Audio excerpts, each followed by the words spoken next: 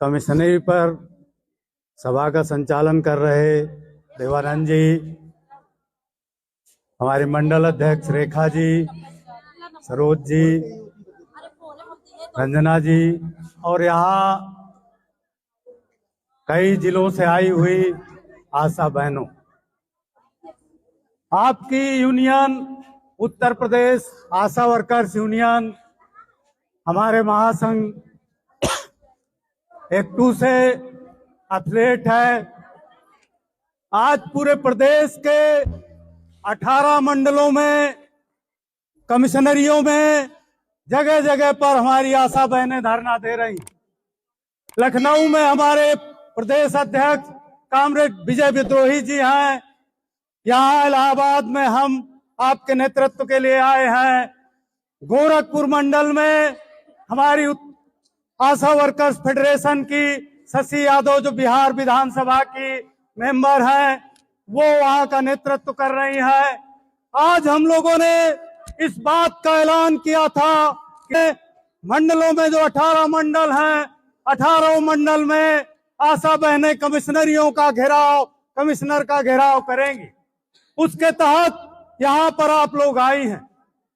हमारी जो मांगे हैं उनमें लगातार आपके बीसीपीएम, डीसीपीएम और सीएमओ से लेकर डीएम तक एक बात कह रहे हैं कि एस्मा लगा है। तो हम उनसे पूछना चाहते हैं कि क्या तुमने आशा वर्कर को सरकारी कर्मचारी मान लिया है?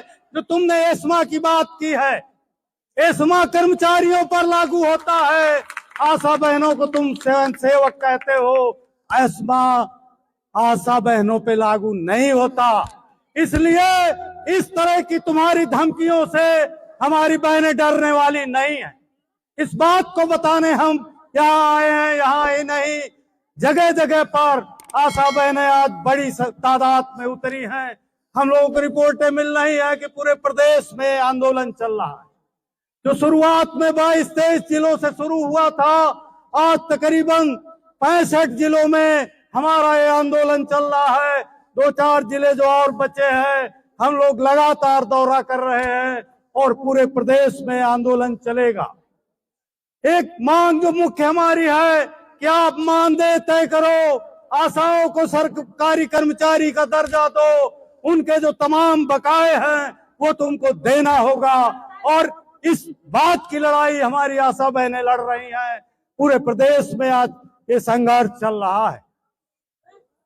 किसी तरह की घुड़की और धमकियों से इनकी डरने की जरूरत नहीं है।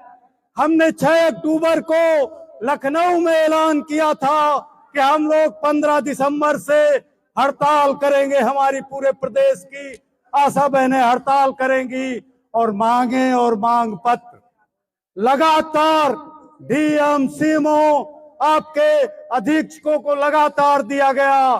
इसके बावजूद ये लोग कहते हैं कि हमको खबर नहीं है, हमको सूचनाएं नहीं है। तो हम आज पूरे प्रदेश की कमिश्नरियों में फिर से आपको सूचना देने आए हैं और ये बताने आए हैं कि तुम्हारी बदर घुड़कियों से जोगी मोदी सुन लो और समझ लो, आशा बहनें डरने वाली नहीं है, तुमको जवाब देंगी, मुंह तोड़ जवाब देंगी। इस बात को कहने आई।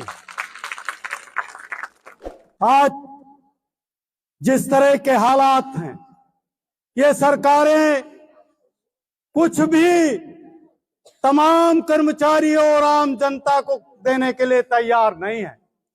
इन्होंने अपने पूरे खजाने अदानी और अंबानी के लिए खोल दिए।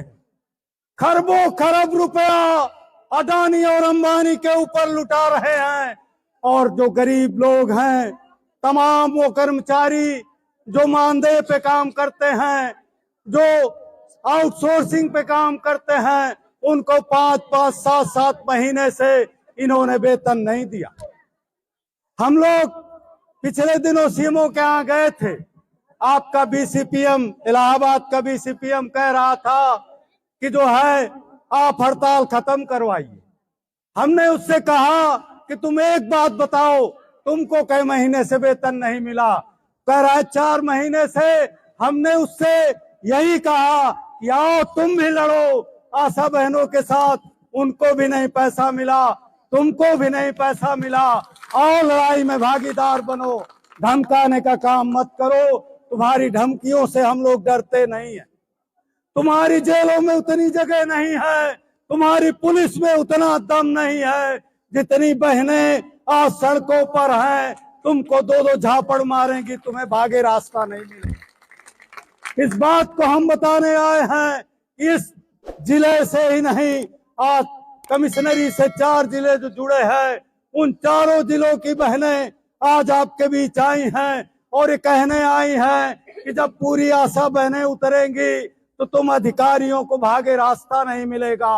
नेताओं को और उनको घरों में घुसेड़ने का काम हमारी आशा बहनें करेंगी। केशव प्रसाद मौर्य जो एक नालायक, बेहुदा और बदतमीज मुख्यमंत्री है, वो आशा बहनों से कहता है कि तुमको क्या तुम्हारे पति नहीं खिलाते हैं जो 2000 में तुम्हारा पेट नहीं भरता? हम पूछना चाहते हैं कि तुम्हारे कुत्ते का भी पेट 2000 में नहीं भरता होगा। तुम इस तरह के सवाल करते हो बदतमीजी की, तो तुम्हारी बदतमीजी का भी जवाब आशा बहनों ने उस दिन भी दिया था, आगे आने वाले समय में भी देंगी। एक बात और हम कहने आए हैं, योगी और मोदी को बताने आए हैं कि 1000 लोगों के बीच में एक आशा बहन काम करती है और तुमने नियुक्तियां 2005 में आशा बहनों की मोटिवेटर के रूप में किया है। तुमको अगर वहम है कि तुम मशीनों के वोटों के बल पे जीतते हो, तुम मशीनों के वोटों के बल पे जीत सकते हो, लेकिन उदाहरण है हमारे देश के बगल में नेपाल, हमारे देश के बगल में बांग्लादेश, हमारे देश के बगल में श्रीलंका। तमाम मजदूरों, नौजवानों और कर्मचारियों ने वहां के शासकों सबको भगाया है। आज शेख हसीना दिल्ली में बांग्लादेश की शरण ली हुई है, तो तुमको भी कहीं उनकी तरह शरण में न जाना पड़े। तुम्हारे ऑफिसों में ये बहनें कब्जा कर लेंगी तो तुमको भागे रास्ता नहीं मिलेगा। ये बताने भी हम लोग आए हैं। अभी हम अपने आंदोलन को शांतिपूर्वक आंदोलन ही बनाए रखना चाहते हैं। तुमसे अभी हम शांतिपूर्वक कुछ चीजें मांग रहे हैं, और अगर तुम नहीं मानते तो तुम समझ लो तुमको गद्दी में बैठने के नहीं देंगी ये बहनें, तुमको भी गद्दी से उतार फेंकेंगी। इस बात को भी हम आपको कहने आए। অঙ্গনবাড়ী কর্মী সহায়িকা আশা কর্মী আৰু মধ্যাহ্ন ভোজনৰ ৰন্ধন কৰ্মী সহায়িকাসকলৰ দৰমহা বৃদ্ধিকে আদি কৰি কেইবাটাও সমস্যা সমাধানৰ বাবে আলোচনা চলি আছে আৰু আশা কৰা হৈছে যে অতি শীঘ্ৰে কেন্দ্ৰীয় চৰকাৰে এই ক্ষেত্ৰত অৰ্থাৎ অঙ্গনবাড়ী কৰ্মী সহায়িকা আশা কৰ্মী আৰু মধ্যাহ্ন ভোজনৰ ৰন্ধন কৰ্মী সহায়িকাসকলৰ সমস্যা সমাধানৰ বাবে যত্ন কৰিব। গতিকে বাইদেউসকল বান্ধৱীসকলক ভিডিঅ'টো শ্বেয়াৰ কৰি আজিৰ গুৰুত্বপূৰ্ণ খবৰটো জনাই দিব আৰু নতুনকৈ অহা বাইদেউসকলে অনুগ্ৰহ কৰি আমাৰ এই চেনেলটো ছাবস্ক্ৰাইব কৰি ল'ব। ধন্যবাদ। জয় আই অসম। 1.5 लाख करोड़ रुपया इन्होंने घोट रखा है आशा वर्कर्स का, और ये सरकार ईमानदारी की बात करती है।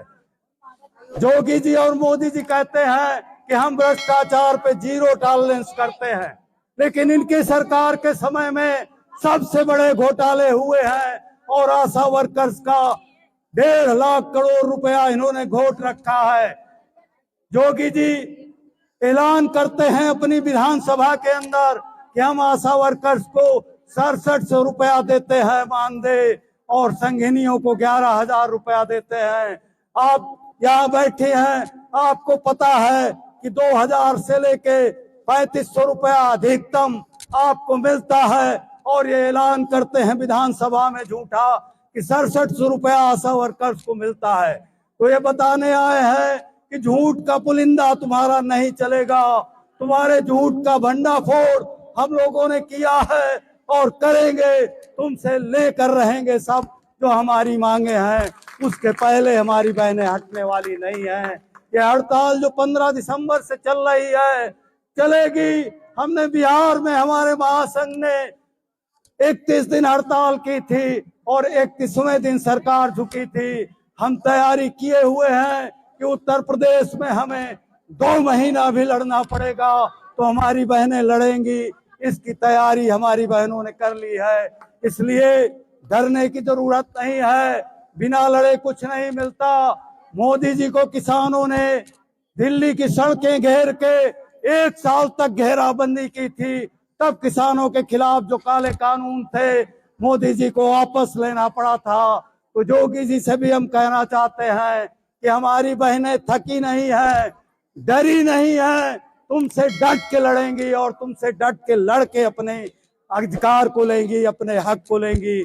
इसी के साथ मैं आपको लड़ाई के लिए धन्यवाद और बधाई देते हुए, तो आपकी लड़ाई आगे बढ़ेगी और मिलेंगी जो चीजें हैं, इसके साथ मैं अपनी बात समाप्त करता हूं। चलते भी रहो, बढ़ते भी रहो कि अब डेरे मंजिल पे डाले जाएंगे। इंकलाब जिंदाबाद।